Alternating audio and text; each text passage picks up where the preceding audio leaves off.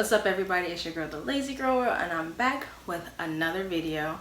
So with the coming out of the Dune 2020, maybe 2021 trailer, I decided to go ahead and for you watch the 1984 David Lynch's version of Dune, and let me tell you, to sum it up in one word, it was boring. Like, let the right one in. I have to take 2 to 3 sittings to watch this movie.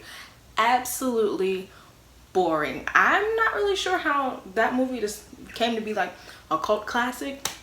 Maybe it's they were happy about what it could have been. You know, it's based off a book. We have a lot of expectations when movies are based off of books. Have I read all 20 books? No. Will I? No. Because that movie instilled no faith in me that that book is even good. I was rooting for you. We were all rooting for you. How dare you? I feel like maybe David Lynch did the best that he could with the technology that he had, but it killed me to watch that movie. There was a lot of talking, but thinking, but we're like hearing it. I don't need to hear everyone's thoughts, and it actually didn't add anything to the movie. I was just hearing everyone's thoughts. They would be like, I can tell he's holding something back. What's going on? or, oh no, it's happening. and they're like, it was the absolute worst. I feel like there were a couple of people that were not explained.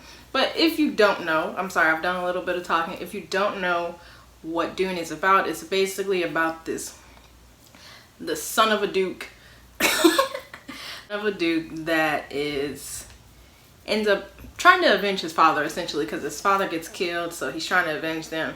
And throughout this whole thing, there's also this spice melange that people are obsessed with, because you can time travel or space travel, but not really space travel. You can just kind of travel but still be where you are. I guess she'll like what's that thing called? No, you can basically put yourself somewhere. I feel like there were a couple of characters that weren't explained. First of all, that flying fat dude with the nasty face, I don't know what was going on with him, why he looked like that, why he was obsessed with pulling plugs out of people's hearts. They didn't really explain that at all, which maybe that part doesn't have to be explained, but it would have been great to at least know why his face looked like that. Why everybody in his little town had orange hair, we actually don't know that either. I don't know what was up with that first dude that came in that was like a little carrier, and he just looked gross. His mouth looked disgusting, but he wasn't a person, he was a thing. They don't explain that, but he was the one that was like, kill the duke. So the duke's dead, his son's trying to avenge him. There's a lot of things going on that they try to shove in this 2-hour and 17-minute movie that obviously was in the book, but it fell flat a lot. His mother, his dad, his sister, while all of a sudden his mom's hair was cut and his sister's hair was cut. What's going on with this? He ends up trying to get the spice melange. They end up stuck on that planet, and then to top it off, he just falls in love with some random girl. There's a prophecy in this movie, because what is a book adaptation without a prophecy? I feel like we don't really do any without prophecies. Like Harry Potter, I'm sure there was prophecy. What's another movie with a prophecy? Maybe Twilight, I don't know. Lord of the Rings, there probably was definitely a prophecy.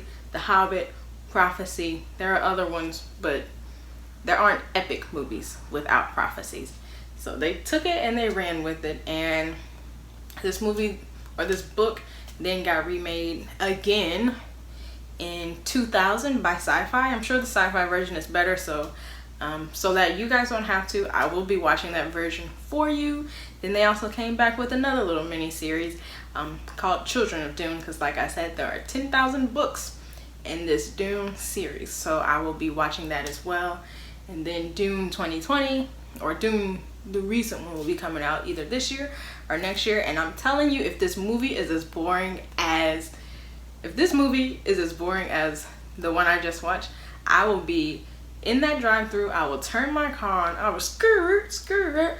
out of there, and y'all won't get a review because I'm not sitting through that. I refuse to sit through that. So, like I said, 1984, David Lynch's version of Dune. Boring. I don't recommend it, but obviously you can do whatever you want to do. I'm sure it's a lot better if you just read the 20 books that he has. So, sorry, but also not sorry. I'm sorry I wasted my own time. That's what I'm sorry about. Sorry I'm wasting my own time, and hopefully this little 4 or 5 minutes helps you to not waste your time. All right? Bye.